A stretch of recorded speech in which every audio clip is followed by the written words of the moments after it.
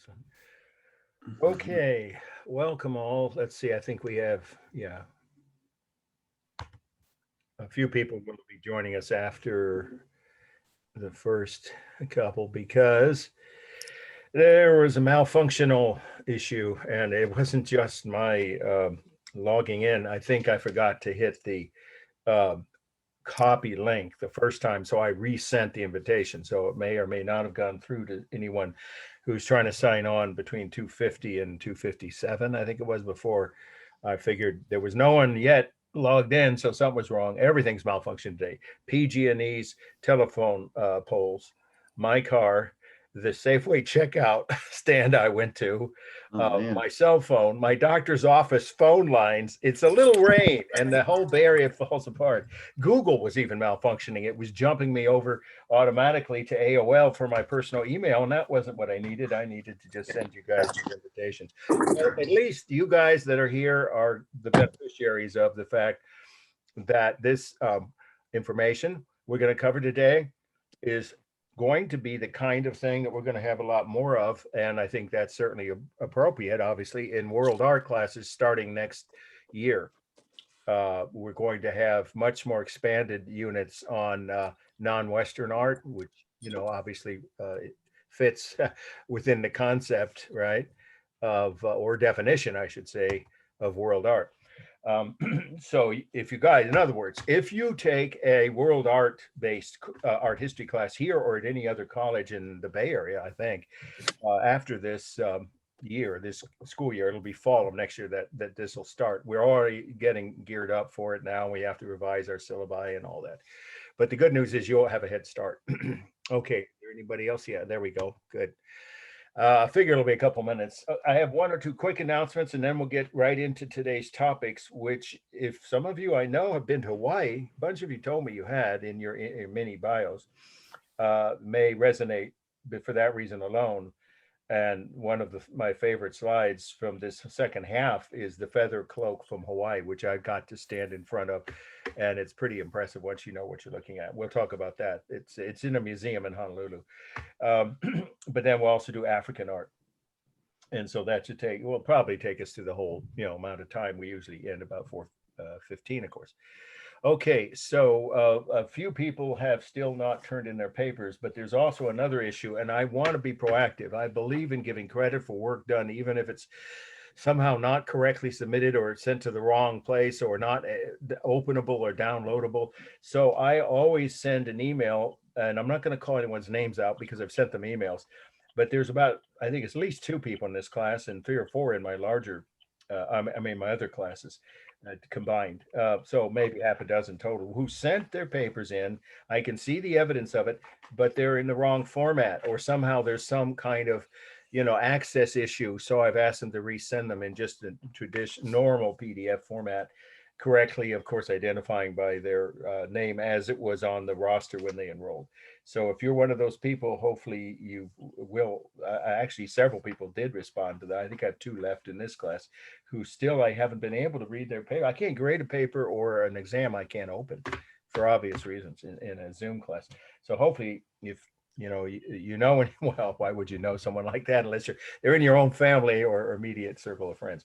But those who are not here today and maybe hear this as the YouTube video, of course, posted by 8 p.m. on Friday, will respond if they haven't already by the end of this week, because it's getting down to where we're not that far from your second paper being due, and you guys I know have, almost everyone here has other classes, with midterms are still being given, and some of the other, in fact, I'm giving two this week myself, one tonight and one Wednesday.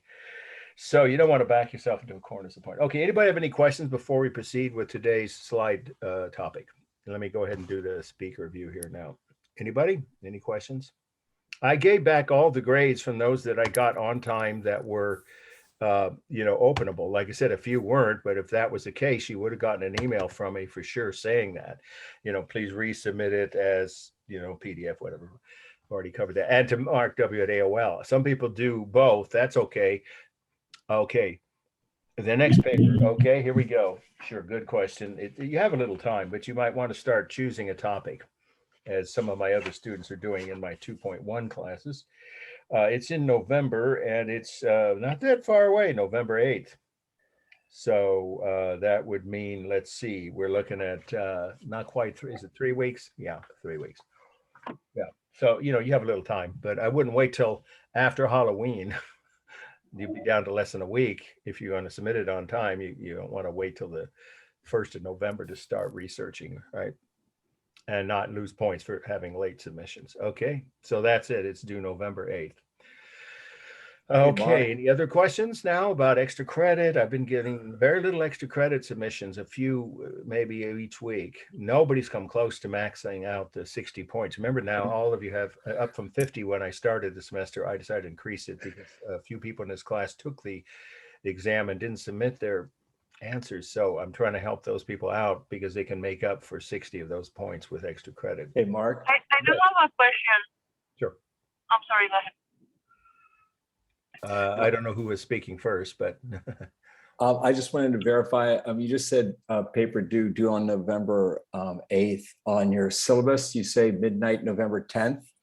Do you mean the 10th? Oh, yeah. You know what? November 8th. Thank you. Yes, there is no class on November 10th. So it really is the 8th. But because of that, nominally, did I say that word right? I never say that word correctly, pronounce it. Because there's no class because it's a teacher planning day. I really am going to say, I'm going to send you an email. It should be on the 8th. See here, no, it says right here, paper number 2 due by midnight, November 8th, right there. No, I'm looking on the syllabus. It says right there, short paper number 2 is due midnight, November 10th. It must be different. I'm looking at the syllabus for this. Let me double check because it's got the slides I'm going to cover. So I know it's the right syllabus. Yeah, I'm looking right at it. Note, under week 12, on the page that we haven't gotten to because it's past when we finish with world art and go back to Western art. So I don't know which page you're looking at, but on the page just below week 12, note, short paper number 2 is due by midnight, November 8th. I want to get a head start on grading them. I'm trying to get them back to you by Thanksgiving or before Thanksgiving. So you know how you're doing with all the grades you have except the final. No, it's the 8th. It's not the 10th. Okay, it's right there. I'm looking at it in black and white. So yeah, don't know how that happened to my syllabus says the 10th as well, but I've copied down the right date. Okay. Yeah, I'll just put down the 10th. I'll just put down the 8th. No worries. It's all good. I'm looking and I don't see that unless you're looking on a different page. I couldn't have sent you guys a different syllabus. It's art. I'm looking right at mine. World Art 1.2. And this is definitely fall semester 2021. I can't figure out what it must be some kind of an old syllabus you're looking at, which I had no idea why you'd have that, but it's possible you could have gotten. It is the 8th because there is no class on the 10th, A, and B, I want to get them started grading them that week. Not wait until Thursday because I can't start grading on days when I teach back-to-back classes. I don't have the time or the energy, so I wouldn't even start till that late that week if I waited till the 10th. Now, I'll accept them on the 10th, of course, but they would be 5 points off. Unless, of course, you do have, that's the rule that applies not just to this class or even art history. I think it's a district rule. Any kind of written evidence that you had some kind of a family emergency or health emergency during that week, and then you have an extra week with no points off, but that doesn't apply to most people, of course. It has to be written evidence that I can see and verify. Okay, so it is the 8th. All right, now, and you know what? It's a good thing you guys are bringing this up. Oh, I'm sorry. I think we're waiting to. Oh, Miranda, you didn't miss anything. We were just confirming that the date of the next paper is the 8th. There's some confusion over. Some confusion over some people's version of the syllabus that I cannot fathom how that could have happened because I know I've created this and I've been using it all semester. I have my own notes on it. It says the right date is the 8th because there is no class on the 10th. And I can't even answer questions then because I won't have office hours then or a live Zoom session for either of my 2 Wednesday classes. So you guys don't have to go to any classes, Zoom or in person, on the 10th. But the paper's due on the 8th by midnight. That gives you what, 3 weeks. It's plenty of time if you start, researching now. Pick a topic at least in the next few days. And Okay, any other questions now? Extra credit options have expanded. You notice that? I do have a question. Yes. So the historical buildings count? Like if they do like a little essay about the architecture? I'm sorry. Somehow the audio on when I hear some questions, and this one, this example, is muffled. Can you speak more slowly? Sorry, I want to answer your question. Say it again, please. So the historical buildings count if we do like an essay or something for the architectural or? Oh, you mean, are you asking about for extra credit architecture option? Yeah, no, I'm giving you just the easy option of photographing 4 photos of any one building that looks interesting. Obviously, you wouldn't do that with a Costco warehouse. I hope not. Pick a building like a mosque, a church, a synagogue, a historic house, a museum building, but you don't have to go inside it because it's not practical during this period. I used to require interior photos before the pandemic, but not now. 4 exterior photos in color as a PDF with just the name of the building, the location, your name, and your class. That's all you have to do. And that's 10 points. You can do that twice. It's pretty easy because there's so many. I don't know where you live, but what town are you in, if you don't mind my asking? Santa Rosa. Okay, well, Santa Rosa has so many historic buildings. For instance, the McDonald, is it called the McDonald Avenue Historic District's full of houses from some of them even, I think before the Civil War, anyway, from the 1800s and early 1900s. And that's a beautiful neighborhood, and it's easy to park in front of a house and don't forget, you can't step on the property line. You take photos. I know because I've had this happen when I was publishing articles with the San Francisco Sunday Chronicle. They used to have a magazine. They don't anymore. I did a lot of pieces for them. And I had a photographer, it wasn't me, who carelessly stepped on the property line of a house in Piedmont. And guess what? He was one of the top corporate attorneys in California, and he threatened to sue the Hearst Corporation, which was publishing the Sunday magazine. We sorted it out. He had to go back and reshoot the house from the sidewalk instead of it. So just don't step onto the yard of a private residence. Okay. You can take pictures of any building that looks interesting to you. That's all you need. You don't need to write about it. That's for the essay part. Maybe you're thinking of is one of the other options, and you can watch a movie in which I just had a conversation with one of my students last week, who's really big on Picasa. A lot of people are in actually studying him in her studio class, and she said, "Are there any good movies about Picasa?" Well, there's probably a few, but the best one is Surviving Picasa. I'd forgotten about that movie. I haven't seen it in years. It's based on his the only woman that ever left him, instead of the other way around. He was abusive. I'm sorry. He just was. He was abusive. Every woman he ever painted, except this one woman who was too strong-willed to take it was verbal, not physical abuse, but it's abuse. It was emotional, verbal. And he painted women crying in front of him because he had, abandoned them when they were pregnant, stuff like that. If you don't know this about Picasso, you can look it up. But that movie documents how his second to his last wife survived. That's why it's called Surviving Picasso. And it's got Anthony Hopkins. Can't find a better actor playing Picasso to the hilt. You believe you're watching Picasso on film. It's a brilliant film. And that's worth 10 points if you write a 2-page essay about what you learned about him and his art. It's called Surviving Picasso. But there's so many choices. That's when you need to write something, is the biography, video, or documentary or feature film. Has to be just at least 1 hour long about any period of art, any artist. It could be about ancient Egypt. There's so many good times. Okay, we need to get started with the slides. Any other questions? I'll stick around afterwards, of course. Anybody else has an urgent question where you need to ask now because you can't stick around? Okay, here we go. Let's see, we should be, there we are.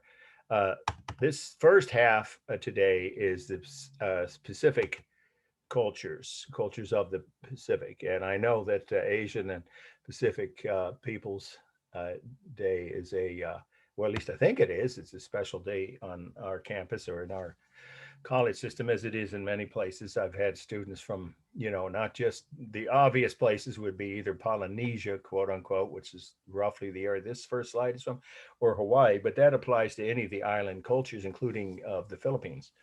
Some people don't know the Philippines is an Asian culture, but it's in the Pacific, so it's a Pacific Island culture, along with a whole bunch of others, of course, that rim the Pacific Ocean. So here we go. Our first must-know slide for today.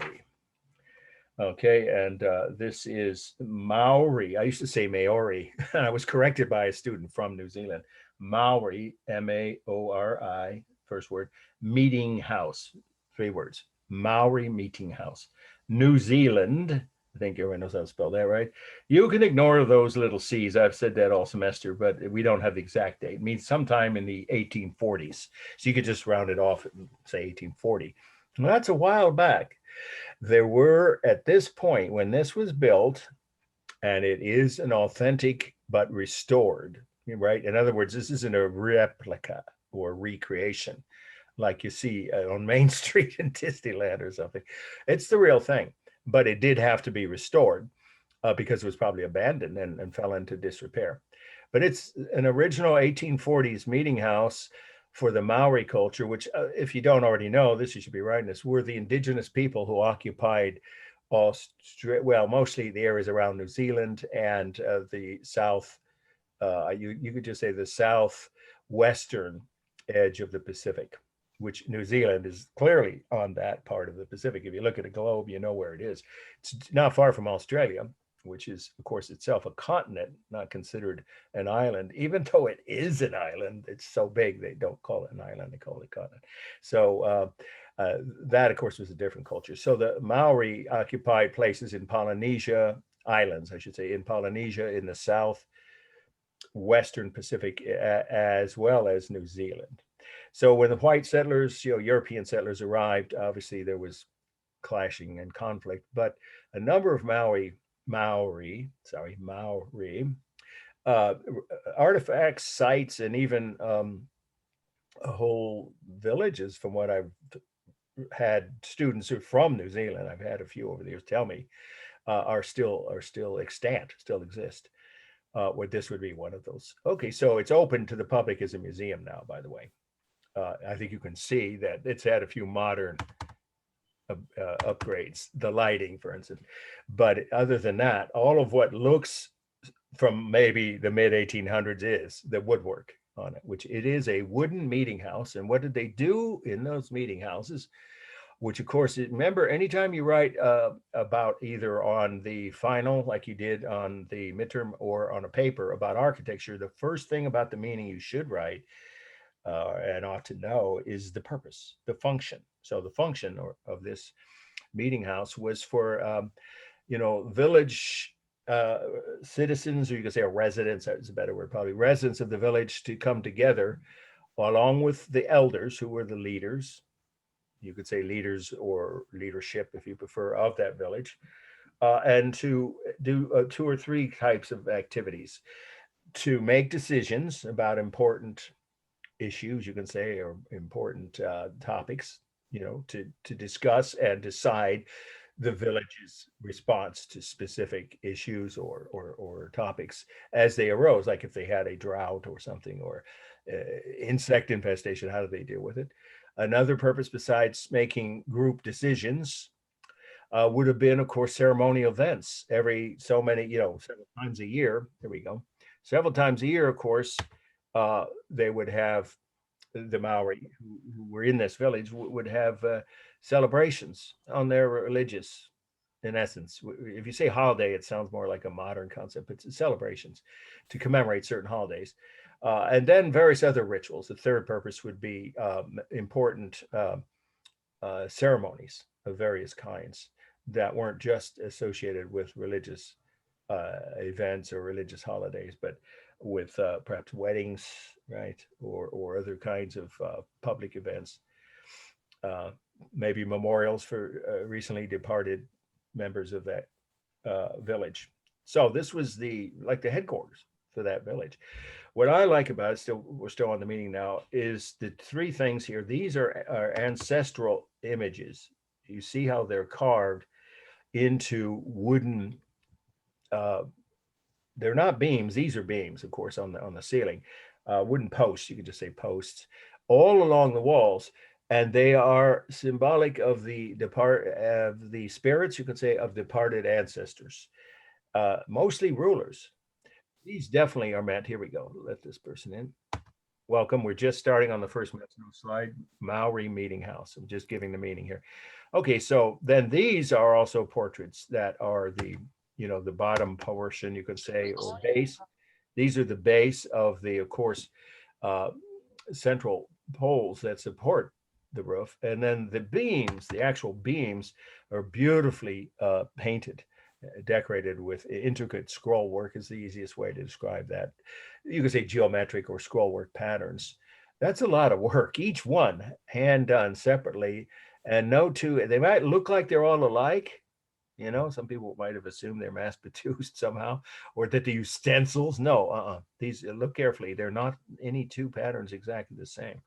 The style of them are, but so these are geometric or scroll work patterns, very intricate patterns decorating the roof beams. That's classically or typically the type of decoration on the ceilings of a Maori meeting house, whereas along the walls and the bottoms of the main posts that support the roof. There's three of them, by the way. The photographer was standing in front of one when they took this. I've seen other images here, but along the walls especially are about 8 feet tall carved figures of ancestors, usually of past rulers or leaders, elders and leaders of that village, of that community, I should say. Well, it was a village. Probably a few thousand people lived in this village. That's most recent evidence I've read. These weren't large settlements, but they were very lush. The environment, in other words, was very supportive in general. They had plenty of rainfall and usually didn't have problems with feeding their population. So this would have been for decades, generations, probably a better way to say it, the main building in that village. You could almost say city hall, but that's of course a modern term. It's like a city hall. All right, that's plenty on the meaning here. All right, let's do a formal analysis. Well, first of all, it's stable on the walls and dynamic on the ceiling. That's pretty obvious. But what about the individual carved figures? Well, they're both, because their backs, again, of the beams, or say post, I meant, which are about 8 feet tall. Those are straight. Of course, they're flat, and so they are stable. But the entire image of their deceased ancestors on each of these posts completely dynamic, except for the fact that they're standing upright, so that makes them stable, as are the same with these. By the way, tattoos are something invented by, I think most people know this, by cultures of the Pacific Islands. If you've been to Hawaii, right? Several of you, I don't know if you had a chance. I did when I was there. I was a guest of the Hawaiian State Tourism Ministry at one point. Kind of nice way to travel. Anyway, I got to see some of these ceremonial events that most tourists might not see unless they've got a special itinerary. Anyway, so we got to see me and two other reporters and a photographer, I guess, traveling with guides from the state tourism office. They showed us some of the ceremonial patterns of many of the population still do, of course, obviously, as do many people in this country, right? In the mainland, I should say, the mainland. But the actual, tattoos we're talking about that have meaning, that have specific ceremonial or spiritual or other meanings. And so there's obviously a big industry there for skilled tattoo artists all over the Pacific Island cultures, not just Hawaii. Okay, so these are tattooed images of actual recently departed rulers, probably the two most recent, perhaps, before this was built. And they have, of course, rhythm. Obviously, there's rhythm on the deceased leaders' images along the wall. And those have carved line. That's what creates the patterns on the faces, the hands, and the tattoo carvings in both the more recently departed rulers that help support the main posts, and then all of the deceased leaders' images along the wall. The color's all warm except for the white paint. I would say that's about the only cool color on the beams here in these two main posts. But otherwise, the textures are simulated. They're simulated face, obviously to some degree, their hands and feet. And definitely it would be scar tissue, because some of this is not just like tattoos often are here in California, the ones I've watched people get, actually, no, I don't have any. They actually do, it's called striations. That's one word for it. It's kind of incising into the skin a little deeper than a traditional tattoo would be, or than a more common form of it. So that actually forms a realistic semantic texture on the bodies of their past or deceased ancestral, we can say, spirits of their ancestral rulers, and on the more recent ones too. So carved line is used to create realistic semantic texture, though not on the faces. And then we have obviously the rhythm of the beams, each of the posts with each one having a separate deceased ruler, and of course the geometric patterns along the beams themselves. For space, it's one long rectangular room with a high peak. There's only one way to describe this. One long rectangular room with a high peak roof, right? You could say gable, but from inside, you'd just say roof. A high peaked roof, which reaches a height of about 20 feet.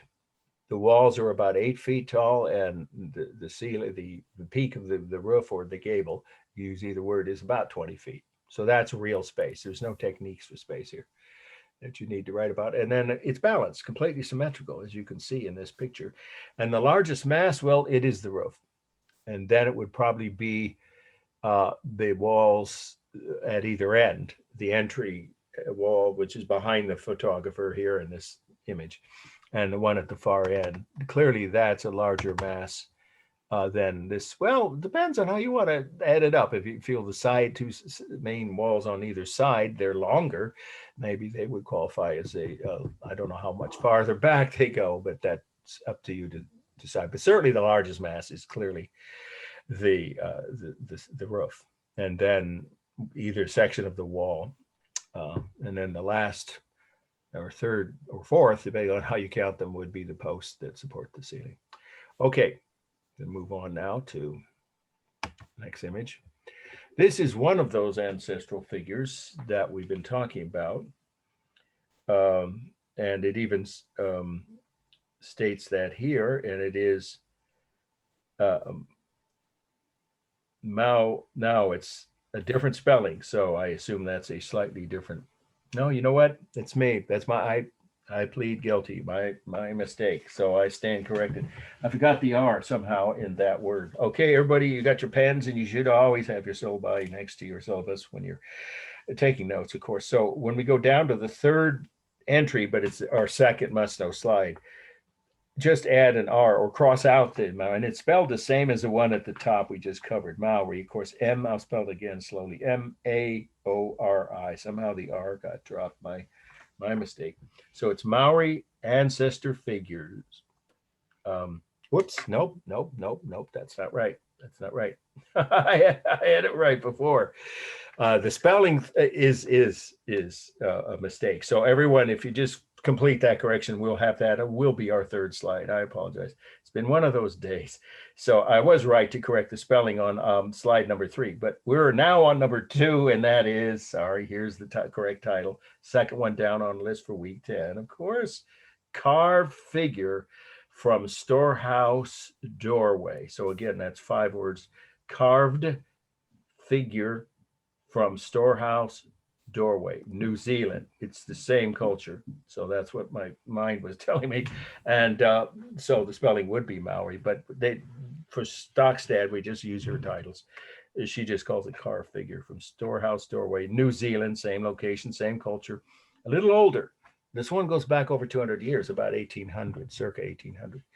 Well, we kind of covered this, but there's more specific facts that this would be a carved figure that would be used a slightly different location on one of their other public buildings, which is a storehouse for grains and food, for the whole village to be stored during the winter, of course, when they needed to dole out or distribute, whichever word you prefer, the food to each of the families that lived in the village during the winter months, whatever, of course, it's in the Southern Hemisphere, so their winter is our summer.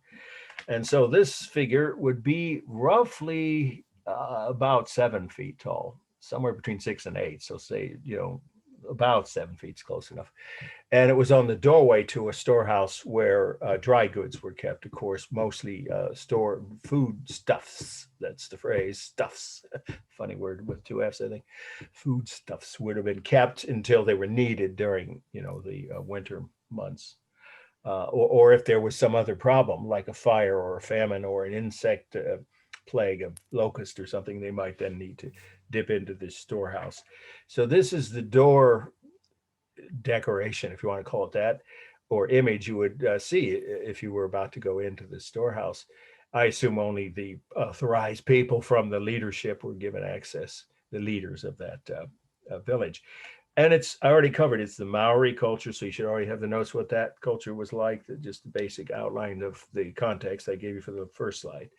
And New Zealand, same area, of course. But when this was carved, there were very few white or European settlers intruding yet on the Maori or indigenous cultures of New Zealand. They were still the dominant culture there.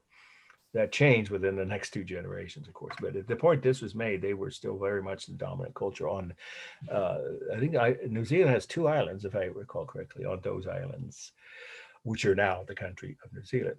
Okay, so this is done with carved tools, which are a very sharp metal. They could use metal or stone to carve these wooden images, ancestral images. And the detail, let's get a close up here on, like here we have those striations, which are not quite they're not the same thing at all as tattooed. So I actually was slightly understating the difference in the first slide. I mean, yes, their rulers would have been tattooed extensively, no question, that for centuries before, right? The modern era of, the European settlement and colonization of New Zealand. And yet they also, some of at least their rulers would have had let's say the ruling classes, not just the head of the village, but people in maybe their extended family and some of their advisors would have had, because it's a mark of importance, actual scar tissue done pretty painfully when they were probably adolescents, when they were known that they were going to become a leader of that village.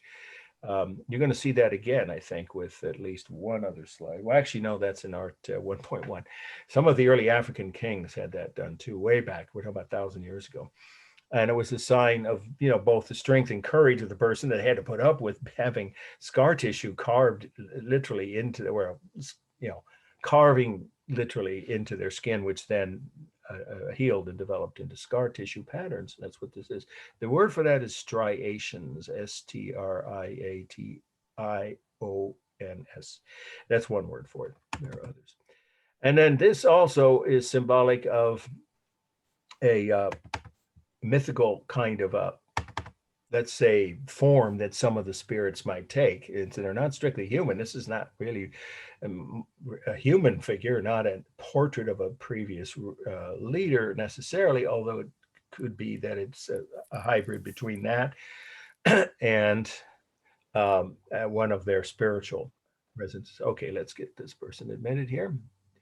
Welcome. We're just now doing the second slide. And anyway, the point is that this would be a mythical guardian kind of creature, much like lions were used to guard entrances to tombs and things all over the ancient world that we've already, some of you've taken those classes right on ancient art or studied that on your own. So many parts of the world used lions or dragons, and this is kind of a strange creature you can't really categorize. I mean, it has talons like a bird of prey, like an eagle or some other kind of predatory bird. But it has arms and legs that roughly correspond to the bodies of and a head, but then the face is not normally human, of course. It looks like a gargoyle. Yeah, gargoyles are good, excellent, good word for that. Actually, I think that's a good one for you guys to all put in your notes. It has a gargoyle, yeah, because it's guarding against theft or any other kind of, corruption or criminal behavior, which could harm the whole village if that, of course, affected their supply inside that storehouse. Yeah, so it is, you're right, much like what a gargoyle would be on a cathedral in medieval France. So that's a good word to use. It's the Maori version of kind of a gargoyle-like creature.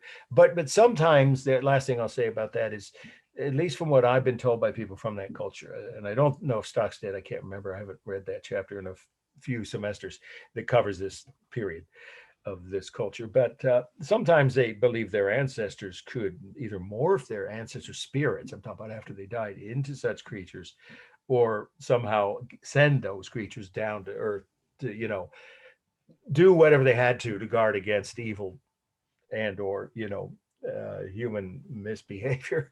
But here it's just specifically, yeah, like as you said, a gargoyle guarding the entrance to a very valuable resource, their main storehouse for the whole village. Yeah, so it's an important creature. It is meant to scare away people if they were thinking of doing something illegal and or stealing whatever's inside. All right, so that's plenty on the meaning, and let's do a formal analysis. This one is a cool color, not warm, and it has carved line everywhere from the face to the down to the feet even. Let's take a look down there. You can see what a little bit of feet kind of blend into almost root-like attachments to the bottom. This is about, it may be closer to 6 feet, but it had to be tall enough for you to walk past it. So I'm going to say about or nearly 7 feet. And it does have overlapping as a technique. Of course, the body of the demon, if you want to call it ancestor figure, / demon or gargoyle figure, overlaps the background, and his, I said, we don't know if it's a male. This creature's bodies detail, some of them, the claws here, right, do overlap the stomach and the whole body of this gargoyle-like creature, ancestral demon, I guess we'll call it. That's another word for that concept. Overlaps the background, and it's very dynamic. I mean, the piece itself is upright, of course. The board it's carved on, but every detail is curved, so it's entirely dynamic composition. Balance, totally symmetrical, of course. The way if you draw a line across the middle, it would be balanced top to bottom because of the width of the bottom half of the body's legs and everything. And let's see. Oh, yeah, there's modeling here. I forgot to say about modeling in the Maori meeting house. So why don't we just go back to that for a second? There's no technique for modeling. This would have been lit by, of course, some kind of torch-like flame, flaming devices. Of course, we're talking about long before the invention of electric lights. So the modeling in that would have been zero inside that room, right?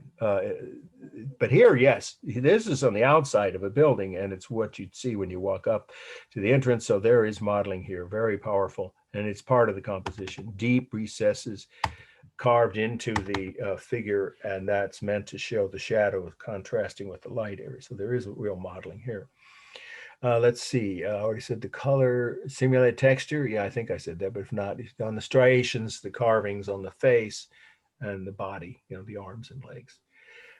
So that is actually realistic simulated texture. Well, realistic. Are there real demons? Okay, but the ancestors these are inspired by would have, as I said, almost all would have had to have those kind of markings on their actual bodies. So you can Mark, realistic simulated texture or sharp simulated texture. Yes, please go ahead. The color, is this brown? Well, I can only go by, good question. I know I was thinking about that when we started this slide. You have to go by what you see, and to be fair to anyone, if this was going to be on the final, I would have to give it. I would say it's cool in this image, because wood, of course, usually is a warm color, but there are plenty of woods that have a kind of an ashen, grayish tone to them, or they maybe age that way. So the way it looks is cool, but it might have originally been brown. Let's take one last look before we move on to the next slide. So to answer your question, you can see some hint that there was some brown, so maybe it's just discolored. You could say it's a mixture if you want. Parts of it look warm around the cheeks, or something like that. Cool, thank you. Most of it looks cool. Yeah. Okay, we already said carved lines. I think we've covered everything. Dynamic, stable. Oh, the largest mass. Well, that's the demon slash ancestral figure. And then it's just whatever. The background is all just undifferentiated. So there's really only two masses. And then for space, I already said the real space is about 7 feet tall or nearly. Okay, this is the one I was actually thinking. I had misspelled the exact name of this piece. My apologies to you. So it's the third one down. Maori Ancestor Figures, and that's M-O-A-I. Sorry, M-O. I'll be all right. M-A-O-R-I. So everyone take your pen out and just.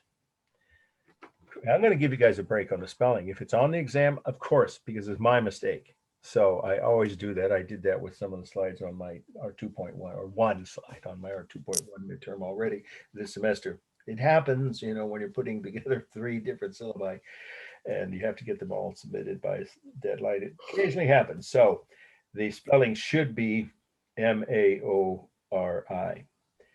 But if you end up spelling it this way, if it's on the exam, I will accept the spelling as I have it on the syllabus. Okay, Maori Ancestor Figures. That's 3 words, the title. And the location is Easter Island, and the date is circa 1500. Wow, these are really fascinating.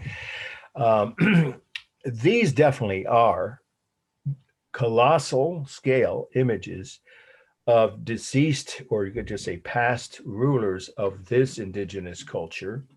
This, variation, you can say, of the Maori culture of the Southwest Pacific Island cultures. But they were there for hundreds of years on an island that's a volcanic island. As you might be able to tell, these are volcanic stone carved figures here. And so these stand more than twice life size.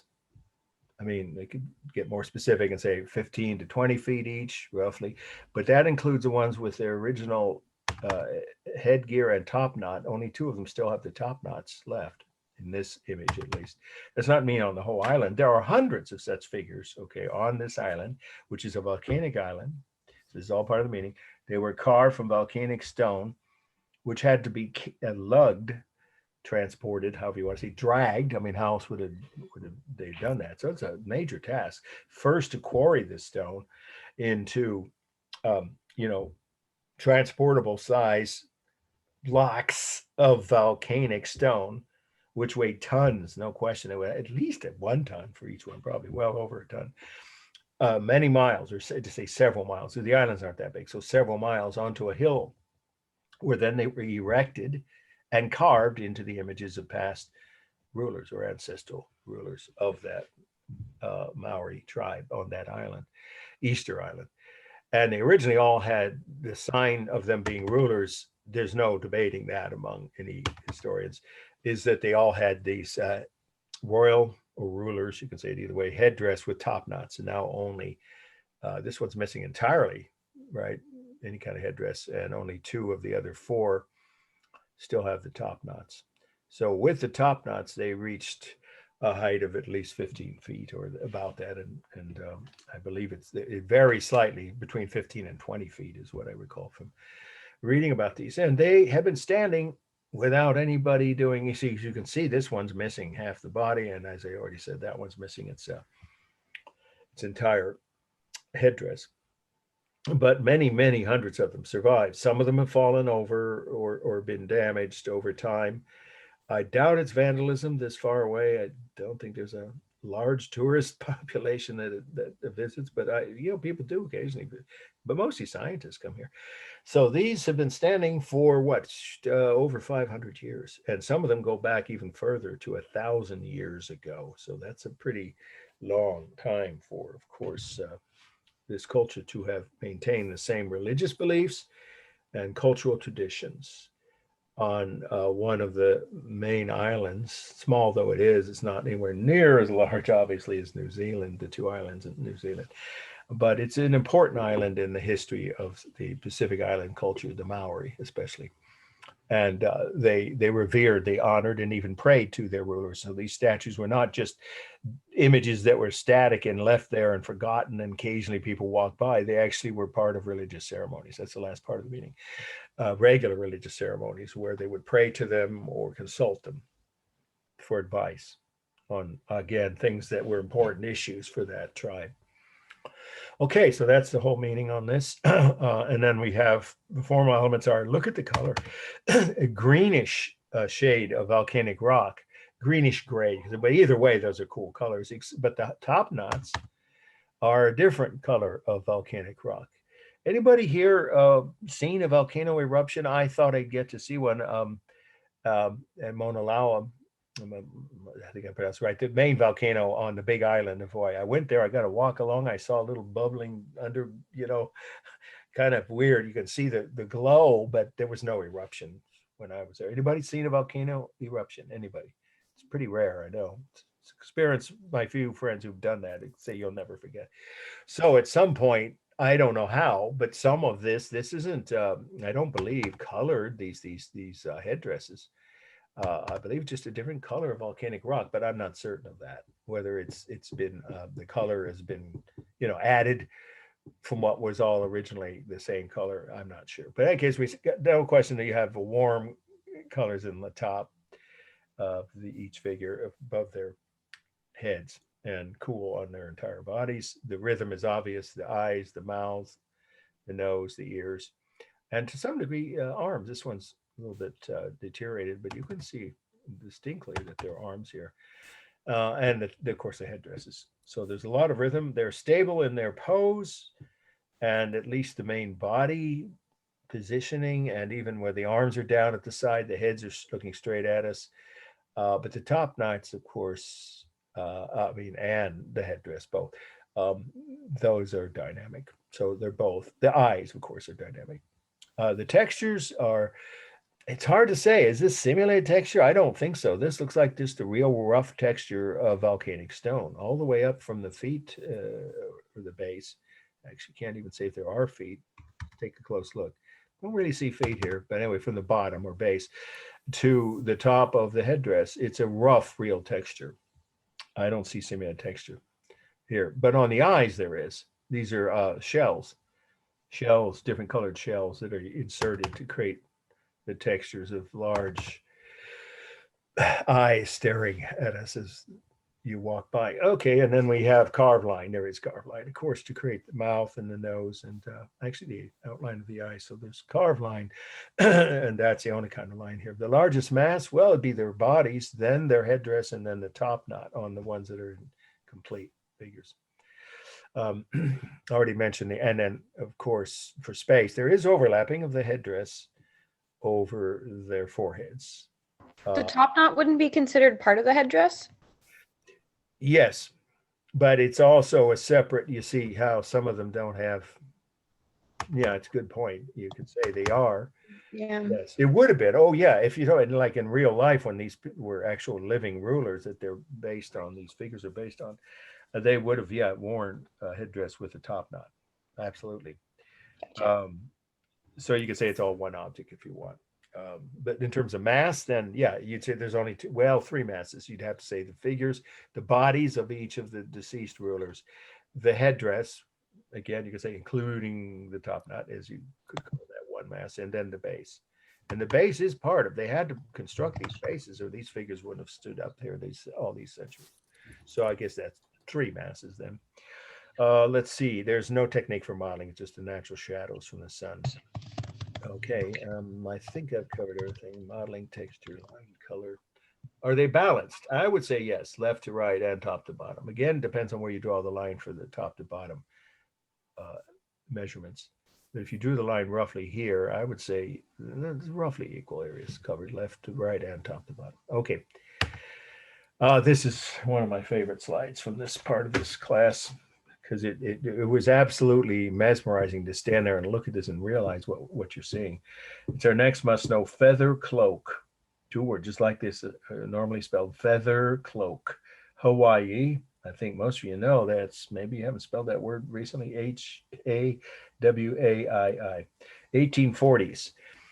So this is a Pacific Island culture that's not at all Maori, but their ancestors arrived from that same part of the Pacific. You don't have to have seen, I can't remember the Disney movie about it, but wasn't it Dwayne "The Rock" Johnson did the voice of one of the characters? Oh, actually, I have friends from that culture who said that actually was not an inaccurate summation of some of their ancestral myths and beliefs. But in any case, what we want to focus on now here is, what is this? Well, this was a cloak worn by one of their rulers. In fact, what I recall, and this is part of the meeting, it's in a museum in Honolulu. If you ever get to Honolulu, I know most people only go straight to the beach when they go to Hawaii. Well, that's not I burn like a beet. I'm the poor Irish skin that I have.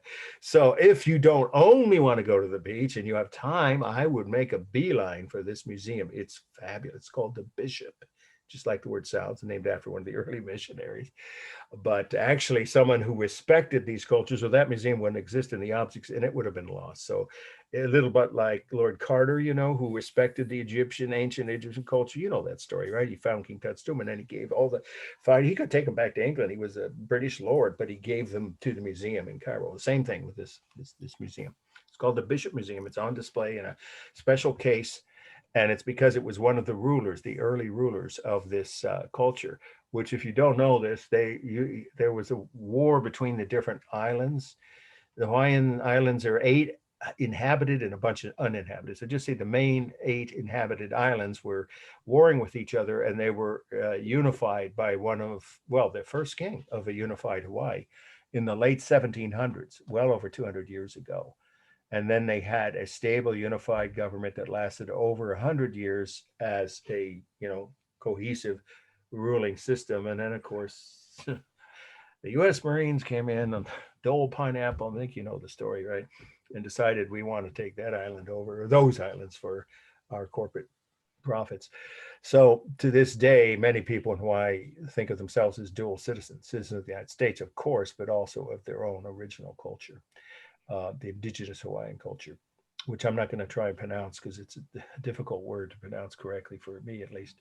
But this would have been probably one of the early rulers, and I can't remember if it was the king, not the one who unified, because he was long dead by 1840s.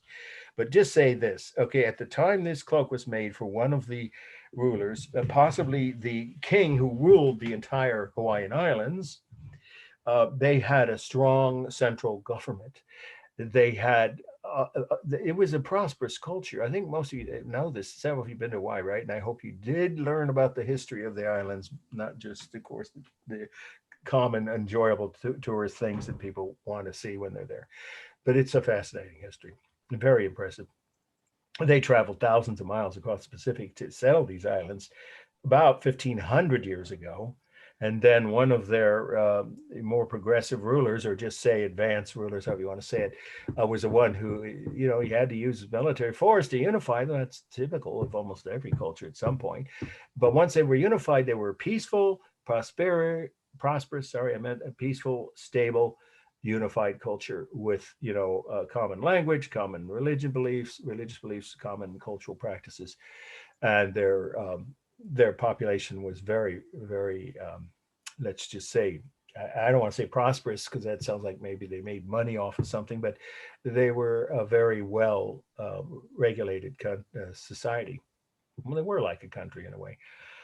Okay, so this is an example of the high point. It came from a period in which the last part of the meeting was, how was this made? Thousands of found feathers on the ground, or maybe rocks and trees, of birds, red and yellow bird feathers. They didn't believe in harming the birds by plucking the feathers from a living bird. At least that's what the museum there tells you when you see this piece. So again, that's a very environmentally, isn't it, sensitive or careful, whatever, concept or philosophy. They weren't going out to harm animals to make their own human symbolic attire, even for the rulers. They would, if it took months, sometimes months, to make one of these capes. And there were several in that museum, but this is the largest and most, I think it's the most beautiful. The colors are so again, it's made out of thousands of found feathers of yellow and bird feathers that were found by people working to, for the king, of course, to create these cloaks. And the king had more than one of these, different colors or different patterns for different occasions. But this is, I think, the largest, I believe it is, or at least the best known one in that museum. Okay, plenty on the meaning. Balanced? Yeah, definitely. I mean, it's symmetrical, right? And then we have the rhythm of these interesting, they almost look like boomerang patterns, but you wouldn't want to call them that. You can say these unique geometric shapes here that are repeated throughout. But of course, you could get up close, here we go, and say, well, certainly on the fringes, you can see somewhat of the individual feathers, but really it's just geometric patterns that create, or shapes, I mean, that create the rhythm. The colors, obviously warm. Both the red background and the yellow geometric patterns are very much earth tones. The texture is the real soft texture. There's no cement texture of bird feathers. If you've ever felt bird feathers up close, you know what a really unique feeling it is. So real smooth texture of bird feathers. Here, there's visual line around the fringes. You can say, or the edge of it, where the fringes meet the background pattern. And of course, you could say around the edges of each of these, but there's no carved, drawn, or painted line at all, of course. So it's just visual line. For space, this is about a 5 foot, it would come down to the ruler's ankles when he wore it. And of course, that's the part where the neck would, be tied in the front, of course. This would be something he'd wear over his back. By the way, they had queens too, and they were equally respected. So they were a very egalitarian society in that regard, as well as providing well for their people. The rulers didn't have what's paternalistic, yeah, right? Or patriarchal, there we go. They didn't have that. They had at least 2 queens in their history that ruled, including the one that had the kingdom taken away from her at the point of the U.S. Marine rifles, and was imprisoned for a while. Well, actually, she was, in essence, she was in prison. Maybe you don't know The Last Queen, some of that movie. There's another one you could watch. Or The Last Princess. I'll have sent you the title. I'm sorry, I can't remember the exact title. It was done in Hawaii with the ancestors giving consultation to what really happened to that last ruler. It was a queen when the U.S. took over, seized is the only word, Hawaii from the native rulers and their people. So they had female rulers too, but this was made for one of their kings, is what I recall from that museum. So he or she, whoever wore these cloaks, would have had them designed to come down to about not quite their ankles, their calves, about 5 feet roughly in height here. So that's real space. There's no techniques for space here. Let's see, balance, I already said that. Yeah, I think we covered everything. There's no modeling, no technique for modeling, and it's just a single mass. Okay, let's see, I think that's the last slide of this. Yeah, it is. So now I need to do real quick, we're going to see the African slides, African art. Okay, so let's pull that up. While we're shifting gears, I'm going to talk about a couple of people joined us late, at least 2 or 3. So for your sake, for those people that applies to, hang on here. Where are we going? The second paper is due November 8th. I don't know why, but some people's copies or versions of the syllabus are different than the one that I have or that I've ever seen. But somehow maybe, I don't know why, but the 10th, there's no classes on November 10th. So the papers are all due, the second papers, by midnight on the 8th.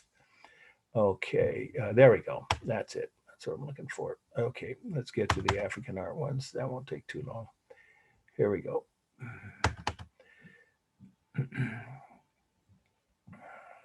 Here we go. That's it. Now, what I need to do is, we'll probably cut one of these slides because I don't want to run late here. And there's more in this half than there was on the Pacific Island. Okay, I know what I have to do is to get the images into, of course, your computer, laptop, whatever it is. Hit to share the screen again. Hopefully that'll take care of it. And then let's get it back up large. Now, can everybody see this? Yep. Yeah, thank you. Thank you. Okay, here we go. First must know from second half of this.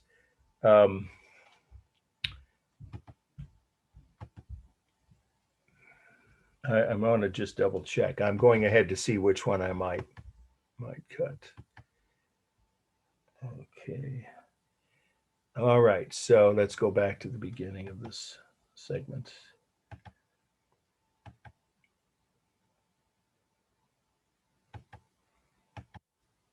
Okay, so we're going to do this. We're going to start with this one, which actually is spirit spouse.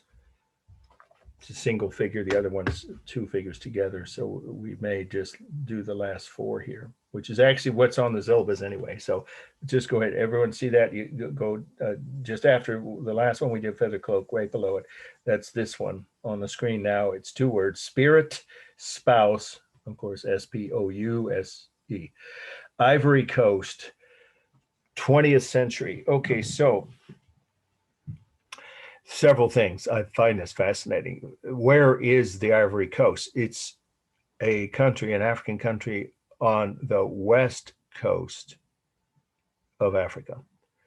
That's an important detail for context. Also, when this was made in the early 20th century, like about 100 years, maybe a little more than 100 years ago, they were already a colony, I believe French, but it doesn't matter what country it was, but they were already colonized. However, they were able to, at that point, that far back, at least in the interior, away from the main cities on the coast, of course, and as you would imagine with the colonial incursions, the colonial powers established their modern cities along the coasts of most of those countries.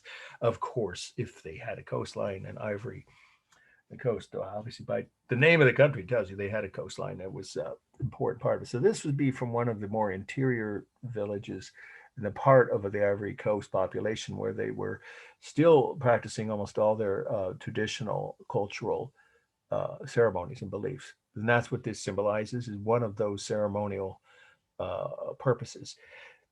What would happen if this is an odd story, and I'll summarize it after I tell you, because it's a little bit more complex than the other slides we're seeing of African culture or that are in the textbook.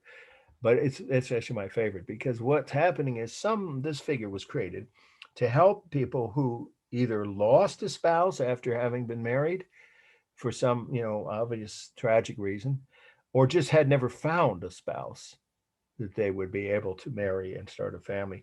So if they went to one of the shaman, that's the right word, could be a man or a woman, a holy man or woman in that village, they could ask that shaman to carve a spirit spouse, a figure in wood. And that's what this is, who would then in some way help that person either find a new, if they had become a widow or widower, and this is a female figure, so this had been for the male members who had lost a wife or had not yet found one. They would be able to pray to that figure if they oiled it every day and carefully put offerings in front of it and prayed to it. So they had to do all those things, pray to it, I don't know, several times a day, I'm sure, probably at least twice a day, let's say in the morning and in the evening, for this spirit spouse to help them find a real human spouse in some magical, of course, way, or spiritual way, if you prefer to put it that way, in their own village. Of course, where else would they find them? Probably right within their own village.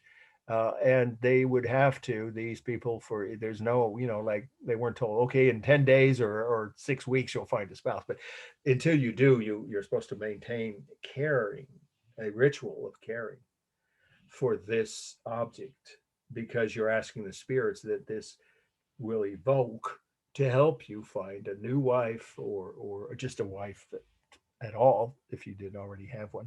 So you would, in other words, once again, what would you do? You'd have to keep it oiled. Let's get up close and you'll see what I mean. See how smooth this is? It's beautifully textured. And we'll talk about, of course, the formal elements in a few minutes. From head to feet. And that's no, accident. The people who had these would have been required to oil them, in essence, keep them smooth and shiny every day. And put offerings in front of them, I'm guessing more than once a day, perhaps each time there was a meal in that house, and pray. Again, that I know they would have to pray more than once a day if they wanted this spirit spouse the spirit that it was evoking or going to, bring into the life of that person to do what they were asking to help them find a new spouse. It's a very interesting concept. I don't know another culture that has that tradition that I've ever read about or heard about. So that's what's happening here. And now the fact that she's holding her belly, I've had some students assume, and I've never read for sure either way, that it could also mean you want to have, successful, childbirth with that spouse. They could be male or female, these figures, at least from what I've read.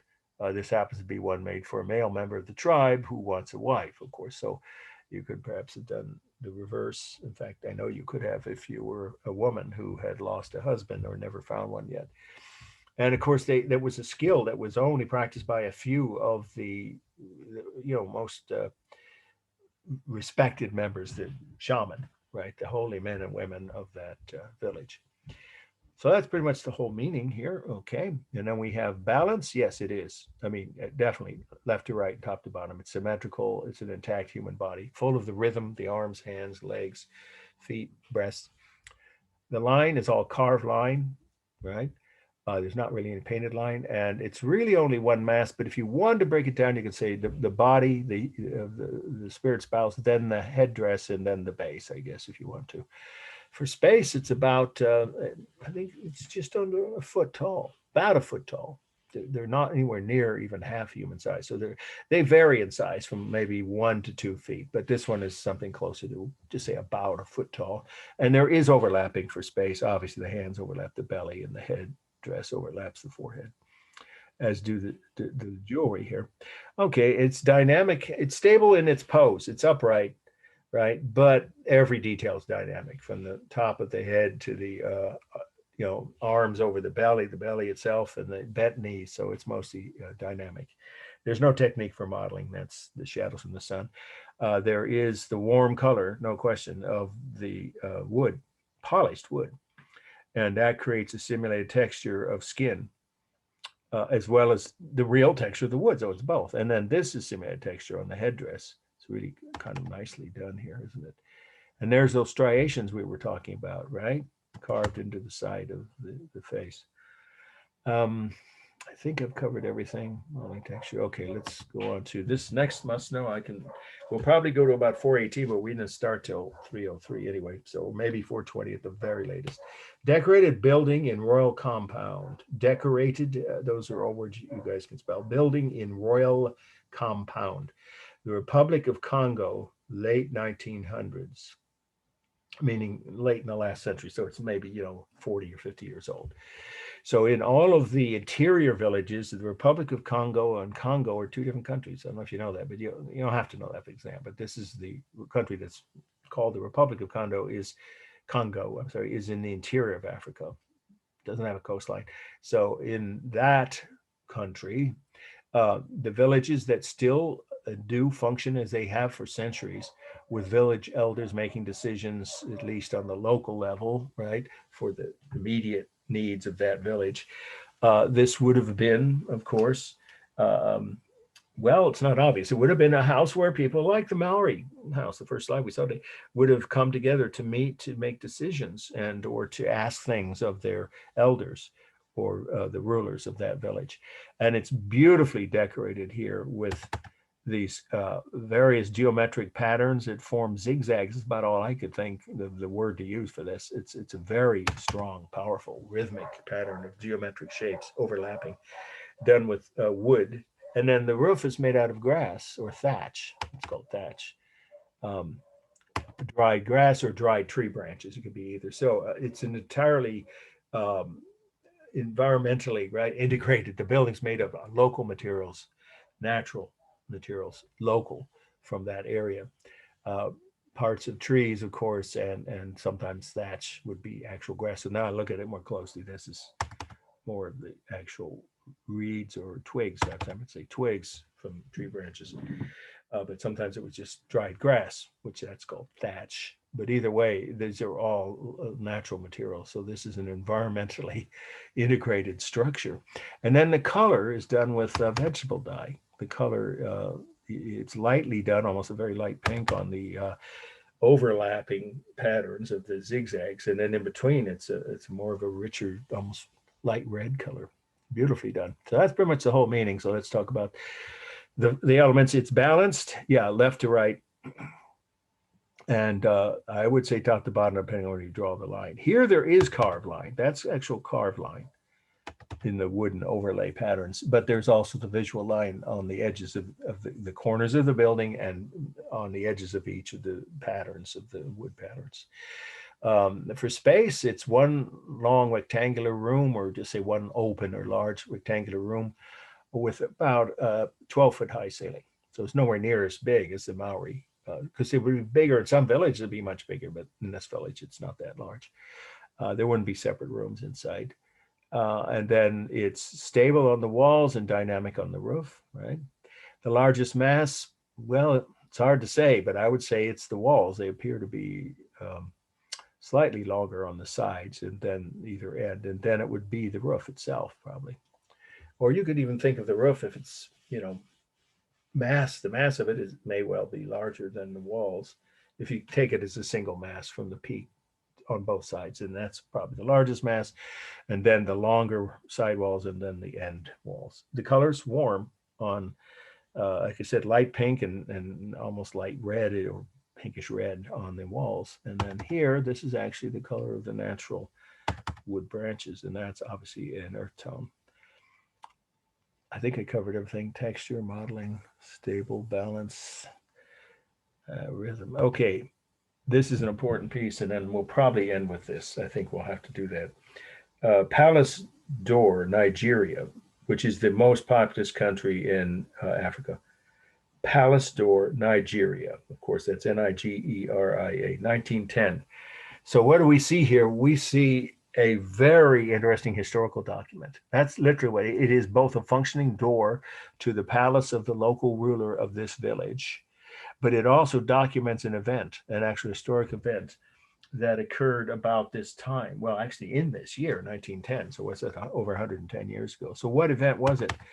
The governor, the British, it was a good British colony by this time, of the British ruling, governor, visited this village and negotiated with the king, and he was a king. So we're looking at not just a local ruler like a mayor or governor, but he would have been a king of a whole region of Nigeria. Nigeria has 170 or 80 million people now, but even back then it was the most populous country in Africa.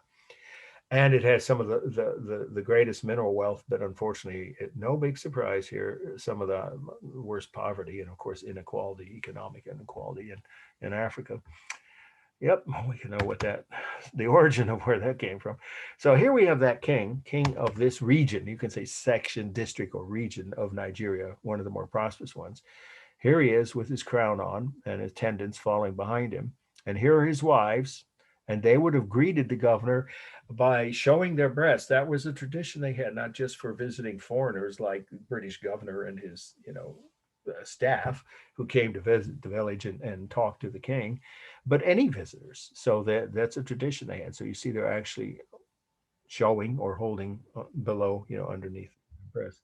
And then we have some of the servants down here, but my most, I think, interesting part of it to me is the faces of criminals who have been executed by the king, who were found guilty of some crime in that region or district.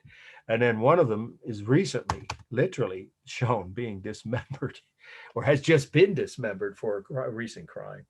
So that indicates the power and the justice being meted out by that local African king. Okay, that's pretty much the whole meaning. But again, it's a period when Nigeria was in the interior, much like other parts of Africa, this early 1900s, still had a lot of independence, local ruling, areas, as well as districts or regions. This guy was, like I said, more than just a local ruler. He was a king of a region or district in the interior, away from the coastline of Nigeria, which then, of course, that's why the British governor was visiting, to try and negotiate some kind of financial or political exchange of some kind. Okay, beautifully done. This is 8 feet tall. So there's the actual space, but it's also got overlapping of the figures with the background. And then the rhythm right, of all the human figures, arms, hands, legs, and now here heads of decapitated heads of the previously punished criminals. And it has similar texture, right? I think I've said that right. Done with carved line, that's what we're saying. And the texture of the wood shows through too, of course, in the background. So it's both simulated and real textures. And then we have the largest figure, of course, or mass is the king, as it would you'd expect to be. And then it's a close call between his servants, the ones following him, and I guess his wives. Well, let's go up here and see. Yeah, here are some of his wives on the top level. So with their babies. So they'd be, I would say, the second largest masses. And then either his servants or the other wives below. This has register line. By the way, this has register line here. Okay, we're just on the last slide for today because we're running a little late. So I'll have to cut one of them, as I said I would. It'll be the Reliquary Guardian, which is actually similar. The last one, so everybody can cross that off, from Gabon. And that we won't get to. Sorry about that, but we had to cut something. But that first thing, the spirit spouse, there's some similar qualities and you know, compositional elements with that. So again, if you missed, some of you joined late or signed out early, you do want to take the notes from the slides that you didn't actually see. That'll be posted, of course, by 8 p.m. on Friday. So let's wrap this one up with the formal elements here.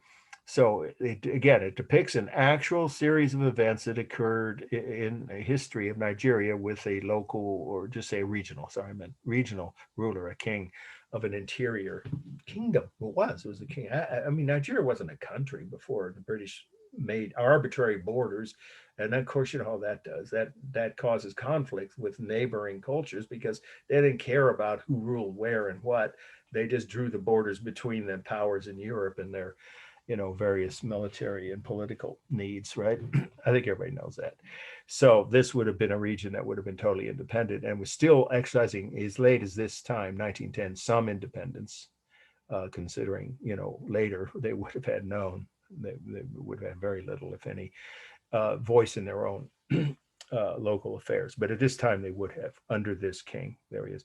So let's see, what do we have here? I think there's obviously I mentioned the rhythm. Each panel is balanced, but for space here, it's overlapping of the figures, right? And some of the clothing over them, those that aren't nearly nude. But there is register line here. This one has register line. I mean, we've hardly ever see that, right? Mostly it's an ancient Egyptian Babylonian technique, but here it is. So these are different scenes that are occurring at the same time in different parts of the village of where the king resided. Okay, and the modeling is the shadows from the sun. And it is dynamic and stable, more stable than dynamic. The piece itself is stable, but the human figures have some, obviously the women bearing their breasts as the wives greeting the visitors of the, to the village, as they would have done in their culture. That is more dynamic than stable. And the king himself is a mixture. Each of the human figures are, but it's pretty stable over on the left with the way the faces are arranged and the borders, of course. Okay, and I said the whole thing is a warm color. Well, there's a little bit of cool. Actually, there is a little bit of cool, and that's probably done with some kind of dye over the wood, because the wood wouldn't have two different colors like that. So the more cool geometric panels in the background are cool, but most of it is a warm natural wood color. Okay, well, so everyone got that? You cross off the very last one, the Reliquary Guardian from Gabon. But everything else we've covered. Okay, any questions? I stick around as always to answer any questions you guys might have about extra credit or the slides we just covered. Your second papers. Remember, the due date is midnight on November 8th. That's a Monday, 3 weeks from today. So the second papers that are due, is that another research paper? Same exact requirements. Yeah, same length, and you know that the cover sheet is, I'll send it to you. It'll say paper number 2 on it. The grading is the same. It's worth 100 points, right? If you get everything right, and you can show it to me early if you want, send it to me as a PDF, as a semifinal draft, and I'll let you know if you're missing anything. As long as you don't wait till the day before it's due to do that. But if you give me like 48 hours or so, which would mean by, the Friday or Saturday before it's due. It's due on Monday, November 8th by midnight. Okay, thank you. Yes, the requirements are identical. Yeah, but you can pick any work of art from any period, not just what's covered in this class. I hope that that's clear to you. And I actually am going to send people one more new handout besides the cover sheet for paper number 2 and the final exam. But that's at the end of the semester. Before this, probably if I can remember, I'll do it this week. Yeah, I think I can. Before the weekend. Tips for writing about architecture for your short papers. I used to require people to write one paper on architecture and then the other one on whatever they wanted. It's up to you to choose what you want, but architecture has some very specific things that this is handout. They just created like 2 semesters ago. It's a new tool you can use. It's very helpful for those who choose to write about any kind of architecture site, a building or a bridge or any structure. You can write about the Golden Gate Bridge, that qualifies, of course, as a work of art. And how would you describe the formal elements in a building as opposed to the way, well, much of the color, of course, is the same, right? Some of the elements, the textures, but then there's differences in how you write about architecture from a painting or sculpture. So I'll send you guys that handout. If you choose to write about an architecture site, it might be helpful, would be helpful. Okay, any other questions now about extra credit, the second paper's grades, other than me telling I'm going to give away anyone's grade on the internet, of course, or anything we covered today? Wait, yeah, sorry, I only caught the second half of that. It doesn't need to be about architecture, the second paper, No, right? it can be about whatever you want. Yeah. Okay, cool. Yeah. Okay, awesome. Thank you. Okay. Okay. Any other questions? No, thank you. All right. Thank you, Thank you. guys. I'll see you Wednesday. Yeah. And I actually realized that I went ahead of where we are. So we're going to do a couple of other slides I didn't show you on Wednesday and end early, but I am showing some slides, so don't disappear. And it's a chance for you to check in with me about any kinds of questions like the ones you just asked. Okay. You guys have a good couple of days. See you on Wednesday. Thanks. See you later. Great. Yeah. Thank you, guys. Take care.